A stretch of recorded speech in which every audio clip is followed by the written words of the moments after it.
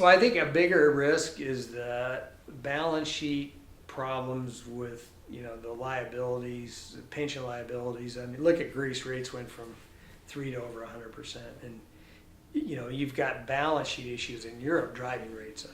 There's different ways you can get hurt on bonds. And we have so much slack in I think less than 60% of, Americans are actually working or in the working pool. So we have a lot of slack.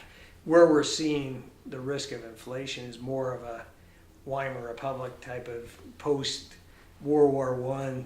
The debts are so large they just print and print and print. So it's more of a QE3 or 4 or 5. I mean, the printing press, you're debasing every time you print. So again, and when you do that, you're just masking the underlying deterioration.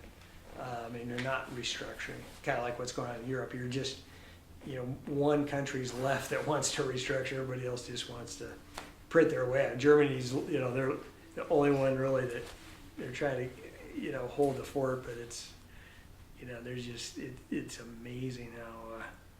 It's you're just constantly, and then creeping socialism out of France. That's an issue, and then you've got. But then you go back to Indonesia, Malaysia, and some of those are really exciting stories.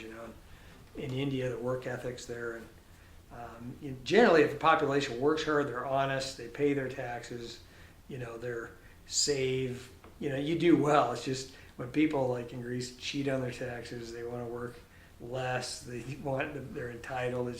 The global market is just chewing them up. And where you're free to compete, and those who are competing they're rising up, but that's the price you pay in a global economy. You better be willing to really bust your tail.